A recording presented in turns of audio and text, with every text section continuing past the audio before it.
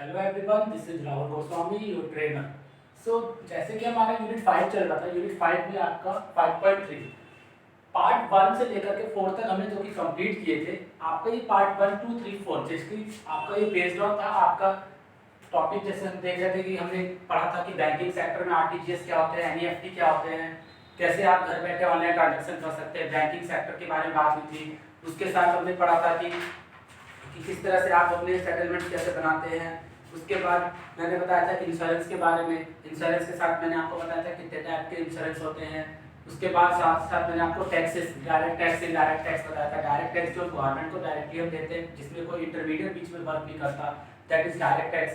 If I talk about indirect tax, it means कि आप जहां पर क्या होता है कि रिटेलर या बीच में कोई भी शॉपकीपर जो आता है कस्टमर से अपना बीच में एक इंटरमीडिएट होता है जो कि उसे टैक्स लेता है, देन उसके बाद वो गवर्नमेंट तक वो टैक्स पे किया जाता है। इट मींस यहाँ पे दो में डिफरेंस ये था कि हमने देखा था कि डायरेक्ट और इनडायरेक्ट टैक्स में जहाँ पे गवर्नमेंट को डायरेक्टली पे करते हैं दैट इज डायरेक्ट टैक्स, और जहाँ पे इंटरमीडिएट बीच में होता है दैट इज हमारा इनडायरेक्ट टैक्स कहलाता है। अब जो नेक्स्ट टॉपिक है यूनिट 5.3 का part 5, that is entrepreneurship.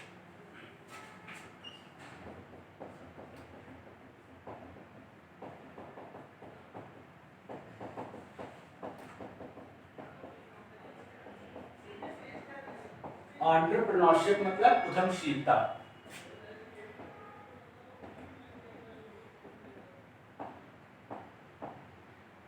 Topic है आपका एंटरप्रेन्योरशिप, यानी कि उद्यमशीलता को समझना। क्या होता है एंटरप्रेन्योरशिप? एक बात करें, किसी भी एक डोमेस्टिक डाटा एंट्री ऑपरेटर है सपोज, अगर आप, तो आपने अपने एक इनिशियल लेवल से कोई भी चीज़ें स्टार्ट की है। मार्केट अगर आप स्टार्ट करना चाहते हैं जहाँ पर आप देखते हैं कि मुझे एक अपने बिजनेस को और बढ़ाना है, तो डोमेस्टिक डाटा एंट्री ऑपरेटर का जो यूनिट है जो कि आपका उद्यमशीलता है। देखिए इस बारे में बात करते हैं तो सबसे पहले जो इसके बारे में बात होगी कि अपनी धारणाओं को बात करेंगे, इसके हम इसके महत्व क्या होते हैं, किसी के इसकी विशेषताओं के बारे में बात करेंगे। सबसे पहले जो इसकी डेफिनेशन के बारे में बात करूं एंटरप्रेन्योरशिप के बारे में, वह जो कोई व्यवसाय शुरू करना चाहता है, जैसे मान लीजिए एक बिजनेसमैन है, कोई भी पर्सन है, वो अपना चाहता है कि स्टार्टअप करे, कोई भी बिजनेस स्टार्ट करना चाहता है, फिर उसमें वो चाहे कैसी भी जोखिम ही क्यों ना, क्योंकि अगर वो स्टार्ट कर रहा है कोई बिजनेस तो उसमें ऑब्वियसली वहां पर कोई ना कोई रिस्क फैक्टर भी रहेगा। अगर आप एक बिजनेस स्टार्ट करते हैं तो जहां पर आपके प्लस पॉइंट भी होता है वहां पर आपका माइनस पॉइंट भी होता है। किसी ना किसी एक चीज के एडवांटेज के साथ ही साथ उसके डिसएडवांटेज होते हैं। एक बिजनेसमैन जब एक बिजनेस स्टार्टअप करता है तो उसके साथ अपने साथ इस चीज को लेकर चलता है कि उसके मार्केट में या फिर जहां भी उसका प्रोडक्ट लॉन्च हो रहा है, कोई भी किसी भी चीज का बिजनेस कर रहा है, तो उसके पास सामने ये चीज का फेस करने की प्रॉब्लम रहेगी कि उसके सामने रिस्क भी हो सकते हैं। मार्केट का डाउन होना, या फिर कस्टमर को उस चीज का प्रोडक्ट के साथ अट्रैक्ट ना होना, इंटरेस्ट ना लेना, आप एडवर्टाइज अच्छे से नहीं कर सकते, ये सब चीजें आपके सामने भी आ सकती हैं। बट एक स्टार्टअप के टाइम पर हमको इन सब चीजों से दूर हट करके हमें फोकस करना है कि मुझे अपने बेस्ट कैसे देना है। ठीक है, उद्यमी अपना स्वयं का स्टार्टअप चलाते हैं और सफलता के लिए वित्तीय जोखिमों की जवाबदारी भी लेते हैं तथा सृजनात्मक तरीके से खुद के असीम भंडार का इस्तेमाल करते हैं और भी बड़े ख्वाब देखते हैं और अपने विचार को जीवन क्षमता की भेंट के रूप में रूपांतरित करते हैं। जो भी आवश्यक हो वह सब करने के लिए प्रतिबद्ध रहते हैं। उद्यमी का लक्ष्य होता है कि वो उस चीज को, टारगेट को पूरा कंप्लीट करे। यहाँ पर सबसे इम्पोर्टेंट बात होती है एक एंटरप्रेन्योर के लिए, एक उद्यमशीलता के लिए, जो सबसे पहले मान करके बात चले कि वहां पर उसको एक तो सबसे पहली बात की रिस्क फैक्टर से तो बचना ही है, प्लस एडवांटेज डिसएडवांटेज दोनों चीजों को देखना है, प्लस अपनी एक चीज की बात होगी यहाँ पर कि उसको एकाग्र रहना, मतलब उसको अपने मन में सोच लेना है कि मुझे अपना बिजनेस स्टार्ट कर लिया है तो मुझे उसको कैसे हाई लेवल पे पहुंचाना है। ये सब चीजें उसके लिए बेनिफिशियल काम करती हैं। अगर मैं बात करूं आज के टाइम पर ऐसे बहुत सारे प्रोडक्ट लॉन्च हुए जो बहुत से छोटे छोटे कंपनी ने अपने स्टार्ट किया। किसी ने नहीं सोचा था कि जब एक टाइम पर फेसबुक डेवलप हो रहा था, मार्क जुकरबर्ग ने भी इस बात को नहीं सोचा था कि अगर उसने अपने स्टार्टअप करना चाहता है एक छोटे से प्लेटफॉर्म के लिए जिसमें नॉर्मल लोगों को क्या करना था, एक सोशल नेटवर्किंग साइट है जहाँ पे लोग आप यूजुअली टेक्स्ट करते हैं, वीडियो शेयर करते हैं, चैट करते हैं, तो ये उसने स्टार्ट करने के टाइम पर बिल्कुल हालांकि सोचा हो कि उसके पता नहीं मार्केट में ये चीजें लोगों को कितना पसंद आएगी, बट आज के टाइम पे इसके करोड़ों से अरबों लोग यूजर हैं जो कि इसको पसंद किया। व्हाट्सएप ऐसी आया, स्टार्टअप के टाइम पर लोगों को इतना इंटरेस्ट नहीं आया, लेकिन आज के टाइम पे हर एक फोन यूजर के पास इसका एप्लीकेशन जरूर उसके फोन में मिलती है। तो स्टार्टअप करने के लिए आपको इस सब चीज़ों का भी ध्यान रखना पड़ता है कि मुझे कैसे उस पर वर्क करना है, कैसे मुझे अपने प्रोडक्ट को लॉन्चिंग के टाइम पर इन चीज़ों को मुझे अट्रैक्टिव बनाना है।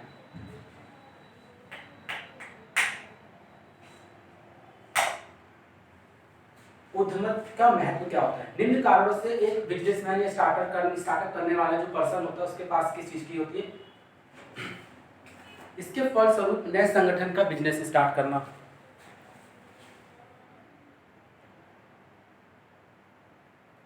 इससे जीवन स्तर में सुधार आता है, यह बाजार स्तरों पर सृजनात्मक लाती है, इससे देश की अर्थव्यवस्था को विकसित करने में मदद मिलती है।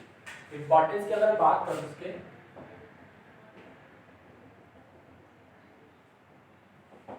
सबसे पहले जो बात हो रही है इसकी देश की अर्थव्यवस्था, इकोनॉमिक्स की बात हो रही है, देश की अर्थव्यवस्था सुधार जाती है। अगर आप एक बिजनेस स्टार्ट करते हैं तो साथ ही साथ आपके वहाँ पे कई सारे बिजनेस के साथ जुड़ने वाले लोग भी रहेंगे जिससे उनको रोजगार मिलता है। तो दूसरा पॉइंट हो सकता है एम्प्लॉयमेंट।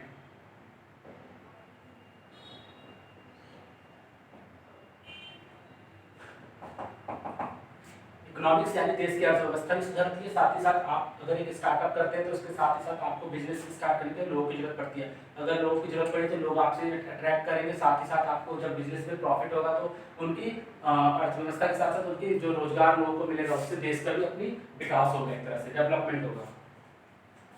यह बाजार स्तरों पर सृजनात्मक लाती है।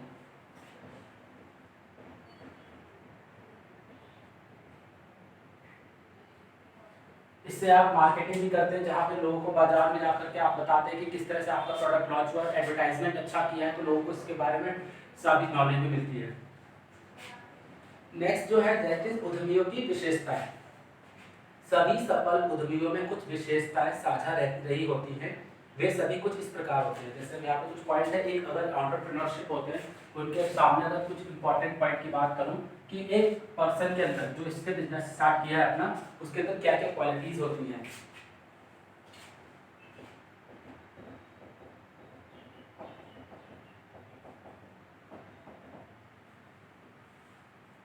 क्वालिटीज के बारे में बात करूं तो काम के प्रति अत्यंत उत्साही,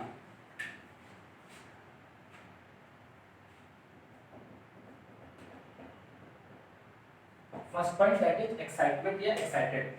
person who start their business, जो पर्सन अपने स्टार्ट करते हैं business, they are generally excited about their business. वो अपने बिजनेस को लेकर के बहुत ज़्यादा एक्साइटेड होते हैं और उनको पता है कि उनका काम जो भी है उसके प्रति वो अगर लगाव रखते हैं तो उनका बिजनेस भी ऑब्वियसली ग्रो करता है, मतलब आगे बढ़ता है। Next that is believe.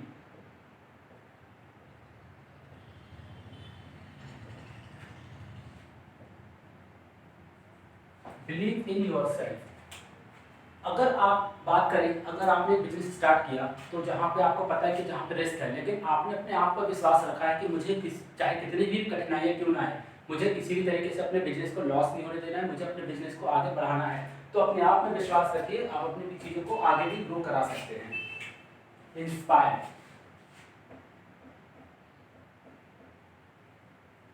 Inspire या इंस्पिरेशन यानी कि किसी की प्रेरणा को देखते हुए ही आप अपने बिजनेस को भी स्टार्ट कर सकते हैं। किसी ने भी सोचा था, जब धीरू भाई अंबानी ने अपना बिजनेस स्टार्ट किया था, छोटे से पेट्रोल पंप में जो पर्सन काम करता था, कुछ टाइम बाद आज खुद पेट्रोल पंप का इस्तेमाल है। तो आज के टाइम पर आप इनसे इंस्पायर हो सकते हैं कि कभी भी छोटे से, चाहे वो इनिशियल लेवल से, चाहे वो बिजनेस कितना ही छोटा क्यों ना, आप उसको छोटे लेवल से स्टार्ट करते हो, चाहे वो बड़े लेवल पे ले आ सकते हैं। तो आप किसी के भी इंस्पायर होकर के स्टोरी देख सकते हैं कि कैसे किसी ने अपना बिजनेस स्टार्ट किया, किस तरह से उन्होंने अपने बिजनेस में क्या चीज़ों को प्रॉफिट देने के लिए क्या क्या चीज़ों को अप्लाई किया। ये सारी चीज़ें आपको एक अंदर से इंस्पिरेशन देती है ताकि आपको बिजनेस को ग्रो करने में भी आपको पता चलता है।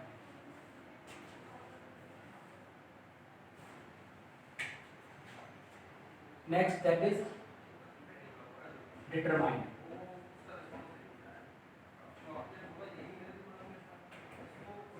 डिटरमाइंड मतलब निश्चय कर लिया है उसने, अगर एक बार निश्चय कर लिया है कि उसने अपने बिजनेस को किस क्या चीज़ों को प्लेटफॉर्म देना है, मुझे कैसे सोच के चलना है कि मुझे क्या क्या करना चाहे, उसके लिए लाखों लोग आपको मना क्यों ना करें। लेकिन एक एंटरप्रेन्योरशिप जो होता है वो अपने माइंड में चीज़ को बैठा लेता है कि मुझे निश्चय कर लेता है, निर्णय उसने ले लिया कि मुझे ये चीज़ करनी है, तो चाहे वो उसके लिए अपनी जी जान लगा देता है।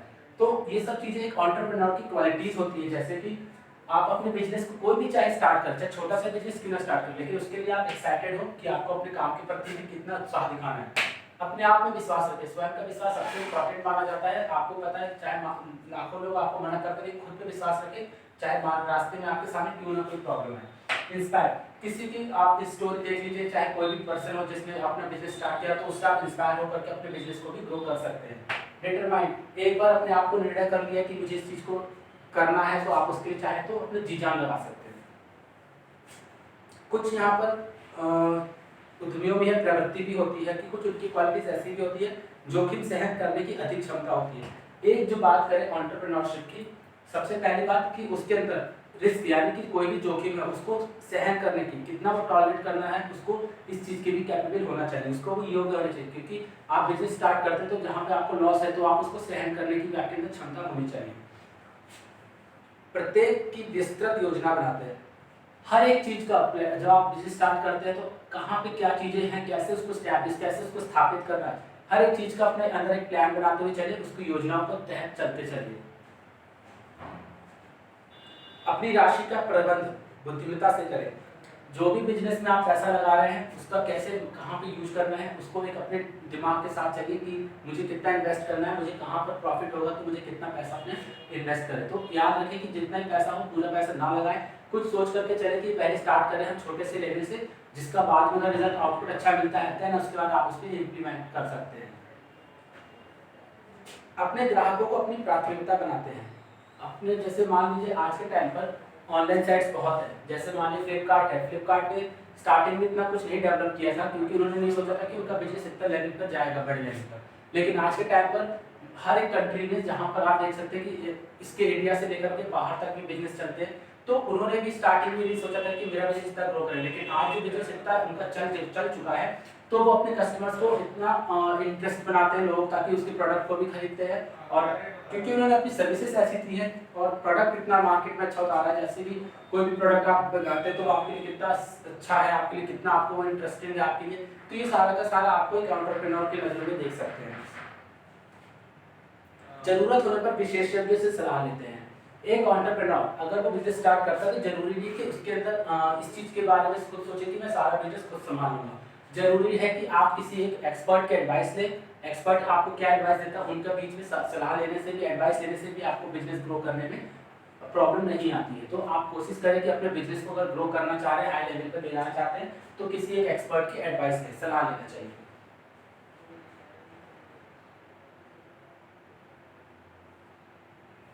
एक बिजनेसमैन, एक एंटरप्रेन्योरशिप को ये भी पता है कि उसको जानते हैं कि उनका नुकसान कब रोकना है।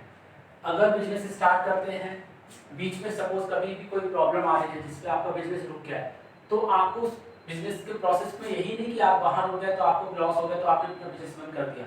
कोशिश ये करें कि उस नुकसान को रोके, आगे बढ़े, जितना लॉस हो गया कोई बात नहीं, आगे अपने प्रोडक्ट को और अच्छे से मार्केट में इंप्लीमेंट करें ताकि लोग उस चीज को भूल करके आगे आपके प्रोडक्ट पे वर्क करना शुरू कर दें। कुछ फेमस आपके सामने जैसे मैं बात करूं, कुछ फेमस एंटरप्रेन्योर यानी बिजनेसमैन जो थे उद्यमशीलता कौन कौन है, लिस्ट तो बहुत है हमारे सामने जैसे, लेकिन हम कुछ फेमस के बारे में अगर बात करते हैं देखें। First one is Dhirubhai Ambani,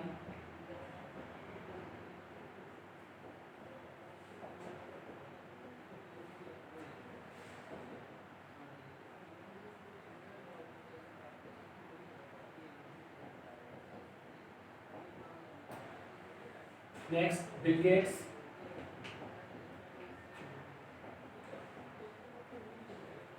Steve jobs,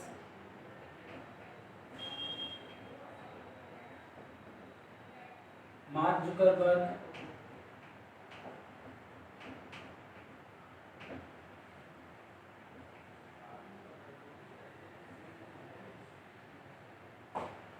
तो कुछ 4 पर्सन के बारे में अगर बात करूं, सबका बिजनेस के बारे में बताता हूं।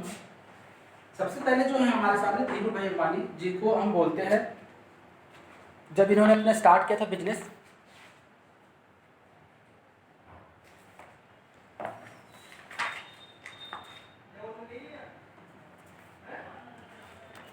धीरूभाई अंबानी ने जब बिजनेस स्टार्ट किया था लगभग 16 साल की उम्र में, जब वो यूनान कंट्रीज गए थे तो वहाँ पर उन्होंने अपना वो एक छोटे से वहाँ पर पेट्रोल पंप जैसे काम किया। फिर उन्होंने क्या किया, वहाँ से आने के बाद अपने इंडिया में ही एक छोटा सा बिजनेस स्टार्ट किया जिसमें ज़्यादा 50,000 का इन्वेस्ट किया। वो 50,000 का बिजनेस का इन्वेस्टमेंट, उन्होंने एक कंपनी खोली थी पेट्रोल पंप के पास आती। तो उस कंपनी में जब स्टार्टिंग में आई तो बहुत सारी प्रॉब्लम है, लेकिन उन्होंने अपने बिजनेस को प्रॉफिट देने के लिए बहुत सारी चीज़ों को इम्प्लीमेंट किया।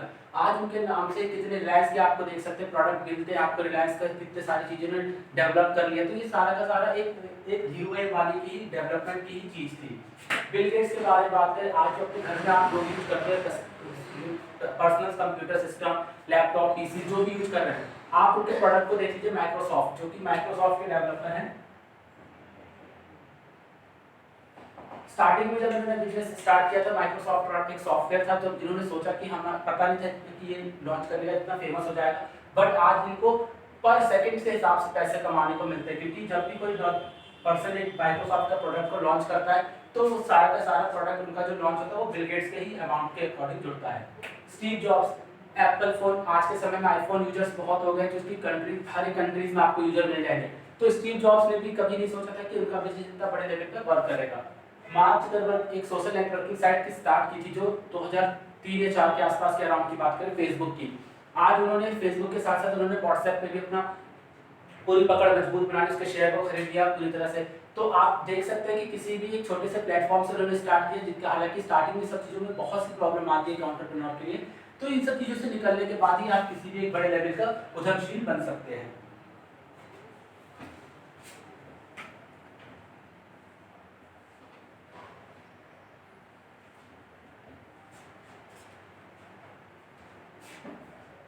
उपक्रमों के प्रकार, भारत के एक उद्यमी के रूप में आपके पास निम्न प्रकार के उपक्रम हैं, जिसमें से कोई भी उपक्रम अपना सकते हैं और उन्हें संचालित कर सकते हैं। एक बिजनेसमैन जब कोई बिजनेस स्टार्ट करता है तो उसके सामने 2-3 तरह की कंडीशन होती है कि वो अपने बिजनेस को कैसे चलाना चाहता है। हम चाहते हैं कि हम अपने बिजनेस को इंडिविजुअली चलाएं। मान लीजिए एक पर्सन है, बिजनेस स्टार्ट किया उसने,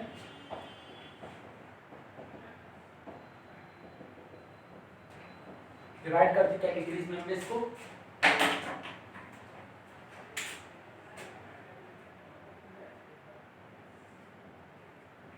एक होता है सेल्फ, मतलब खुद का बिजनेस स्टार्ट किया।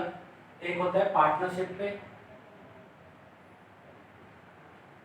मींस 2 लोगों के बीच में, 2 पर्सन। और एक होता है पार्टनरशिप तो होती है, साथ ही साथ इसमें पार्टनरशिप में कई सारे लोग आपके साथ जुड़े रहते हैं, जिसमें आपको 2 मोर देन 2 पर्सन,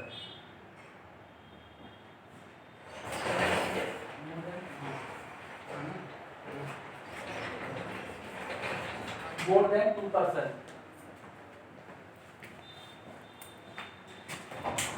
आप देख सकते हैं कि यहाँ पर मोर देन 2 पर्सन के बारे में बात करो। सबसे पहले जो होता है एक में स्वामित्व, केवल निजी स्वामित्व, केवल एक ही व्यक्ति का पूरा उपक्रम स्वामी होता है। अगर मान लीजिए कि एक बिजनेस स्टार्ट होता है जहाँ पर एक पर्सन इंडिविजुअली अगर पूरे बिजनेस को चलाता है, जिसके उसके अंदर कई सारे एम्प्लॉय काम करते हैं।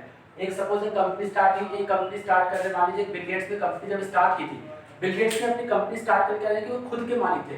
आज उनके अंदर बहुत सारे लोगों ने जॉब किया, बहुत सी बड़ी-बड़ी कंपनीज में उनके साथ इन्वेस्ट किया, तो ये कहलाएगा कि सेल्फ बिजनेस, उनका खुद का स्टार्ट किया हुआ बिजनेस जिसमें कई सारे लोग आकर के जुड़ गए। इसी तरह से बात करते हैं पार्टनरशिप में 2 लोगों की बारे में बात अगर होगी, तो अगर हम बात करें किसी एक सोशल नेटवर्किंग साइट जैसे फेसबुक के बारे में बात करें, तो जुकरबर्ग ने जब अपनी नेटवर्किंग साइट स्टार्ट की थी तो उसने अपने साथ उनके साथ 3 लोग भी ऐड हुए थे। तो ये देख सकते हैं कि जब बिजनेस स्टार्ट किया तो पार्टनरशिप लेवल पे उन्होंने अपना बिजनेस स्टार्ट किया, जिसपे उन्होंने भी वर्क करने के साथ साथ बिजनेस को ग्रो किया। मोर देन 3 पर्सन, ऐसे कई सारे प्रोडक्ट जब लॉन्च होते हैं तो जिसमें एक कंपनी के साथ साथ कई सारे पर्सन उस पे ऐड हो जाते हैं, जहां पर अपने बिजनेस को वो ग्रो करते हैं। भागीदारी प्रतिष्ठान के, जैसे बात करेंगे पार्टनरशिप के बारे में, तो भागीदारी प्रतिष्ठान का निर्माण 2 या 2 से अधिक व्यक्ति द्वारा किया जाता है। उपक्रम के मालिक भागीदार कहलाते हैं। एक जो पार्टनरशिप में जो सबसे पहले जो इसका जो सबसे ज्यादा पैसा लगा होगा या जिसने अपने स्टार्टअप को सुझाव दिया वो मालिक कहलाएगा। भागीदारी बिल सभी भागीदारों द्वारा हस्ताक्षरित होना ही चाहिए। हालांकि ये भी ध्यान रखना कि अगर आप 3 से 4 लोगों ने बिजनेस स्टार्ट किया तो सबके पर्टिकुलर उस पे नॉर्म्स, जो भी कंडीशन है, जो भी आपने अपने शेयर में पैसा लगाया तो उन सब पे अपना पर्टिकुलर बिजनेस होना चाहिए। ठीक है,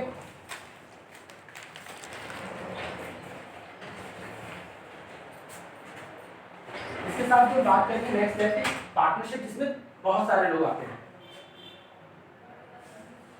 प्रत्येक भागीदारी का उत्तरदायित्व एलएलपी के उनके सहमत योगदान से मर्यादित रहता है। भागीदारी प्रतिष्ठान व उसके भागीदारों को पृथक कानूनी अस्तित्व रहता है। यानी कि बिजनेस को जब स्टार्ट किया तो उन पे उसका कंपनी का शेयर जो भी लगा है उस पर एक तरह से कानूनी उस पर हक भी होता है कि वो अपना पैसा कभी भी ले सकते कंपनी से और कभी वो बिजनेस से बायकॉट कर सकते हैं। टिप्स क्या होगी इसके बारे में देखिए, दूसरों की निष्फलताओं से सीखे। एक बिजनेसमैन की सबसे बड़ी प्रॉब्लम ये होती है कि वो हारना नहीं चाहिए उसको। तो सबसे पहले आप देखिए कि किसी भी बिजनेस को जब स्टार्ट करता है कोई भी पर्सन, तो उसको वहाँ पर लॉस होने के भी चांसेस है। तो आपको उनसे सीखना चाहिए कि दूसरे के सक्सेसफुल या अनसक्सेसफुल में क्या चीज़ें हैं, हमें उनसे भी सीख लेनी चाहिए। यह निश्चित करें कि आप वही हैं जो आप चाहते हैं। आप सबसे पहले अपने आप पे विश्वास रखिए कि आपको जो करना है उसके लिए आप क्या क्या कर सकते हैं। ये सारी चीज़ें आपको एक अच्छे एंटरप्रेन्योर की पहचान बताता है। समस्या की शोध उसे हल करने के लिए करें, बजाय इसके कि अपने विचार को संलग्न करने के लिए समस्या की तलाश करें। जो भी प्रॉब्लम आई है उस पर वर्क करें। ऐसा ना करें कि उसके ऊपर ही विचार करते रहे क्या प्रॉब्लम है, उसके लिए सोल्यूशन निकाला नहीं और उसके बारे में सोचते रहे।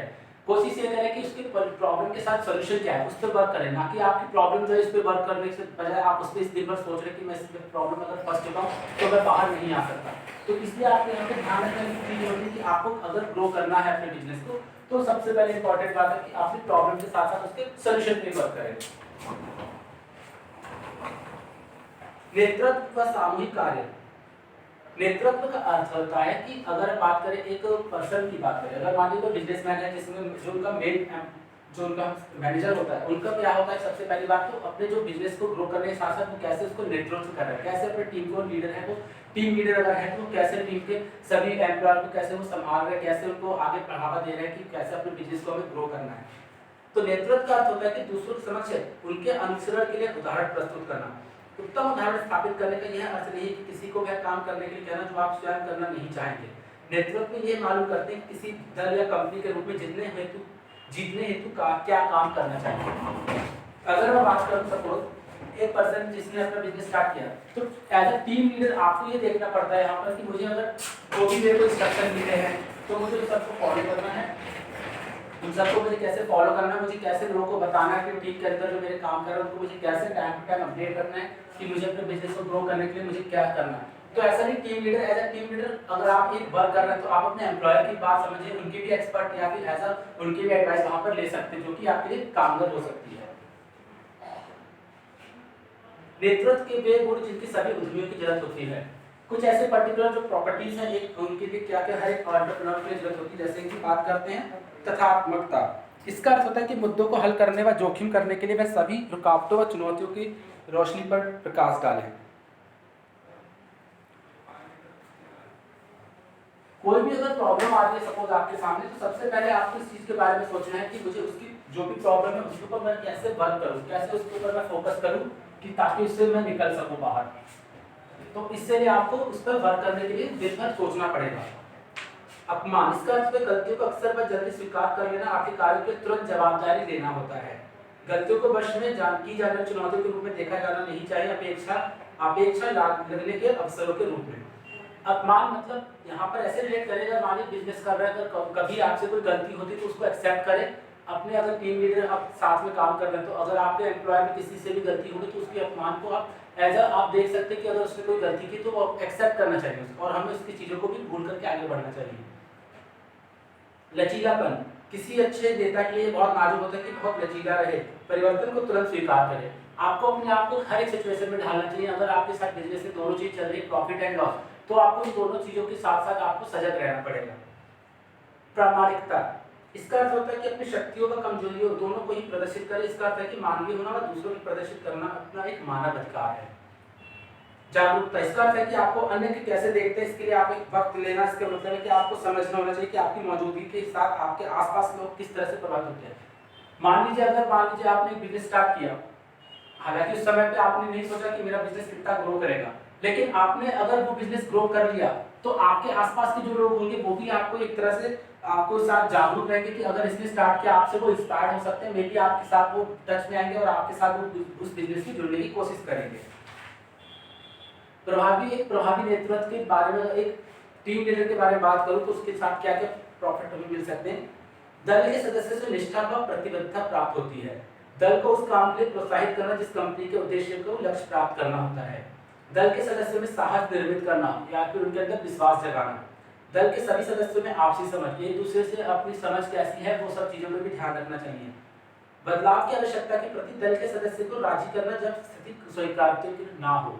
आप ये देखें कि किसी तरह के कोई बदलाव ना लाए, किसी भी तरह से किसी कंपनी में अगर कोई वर्कर काम करते हैं तो उसको निकालने के लिए उससे कोशिश करें कि आप उनके साथ कैसे वर्क कर सकते हैं, कैसे उनके साथ उन चीजों को राजी कर सकते हैं काम करने के लिए। सामूहिक कार्य व दल, नेक्स्ट पॉइंट दैट इज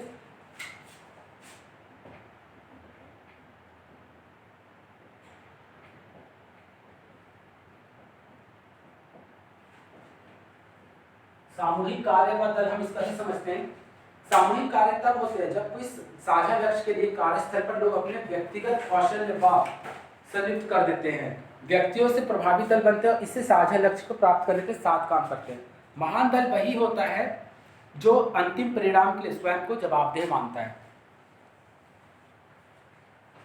अगर मैं बात करूं सामूहिक कार्य, जब कोई पर्सन एक बिजनेस स्टार्ट करता है तो वहां पे एक वो चाहता है कि पूरी टीम एक साथ उनके साथ जुड़ जाए। सपोज बहुत सारे लोगों ने अपना अपना इन्वेस्टमेंट दिया, अपनी सारे साथ साथ बहुत सारी चीजें के साथ उन्होंने एडवाइस दिया।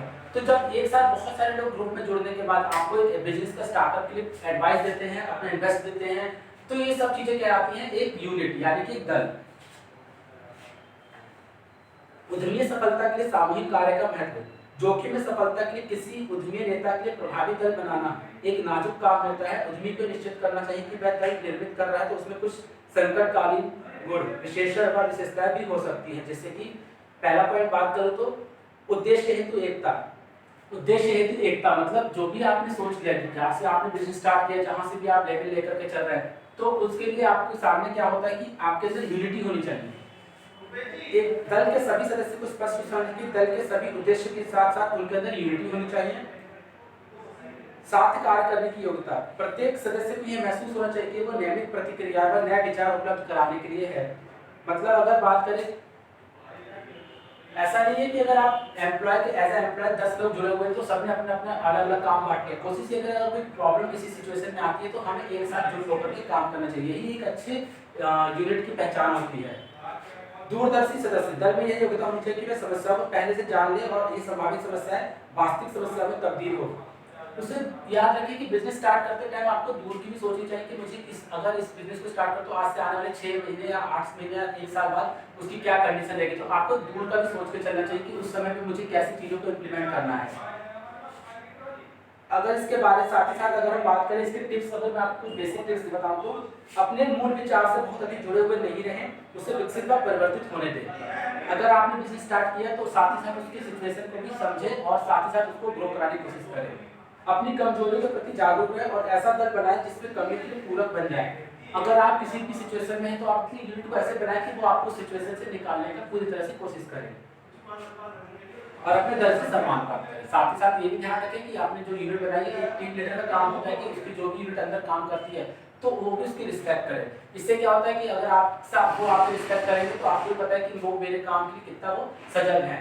तो ये तरह से पर्टिकुलर और एंटरप्रेन्योर के बारे में बात करते हैं तो आप देख सकते हैं आज के टाइम पर ऐसे बड़े बड़े जितने भी एंटरप्रेन्योर, जितने भी संस्थापक हैं, उद्यमशीलता है, उद्यमशील लोग हैं, उनको आज हर कोई रिस्पेक्ट करता है, हर कोई उनकी अलग से पहचान बना के रखता है। तो ये सारी चीजें आपके अंदर भी होनी जरूरी है। ठीक है, तो हमारा जो पार्ट 5 था दैट इज एंटरप्रेन्योरशिप, तो यहीं पे कंप्लीट होता है। Thank you everyone.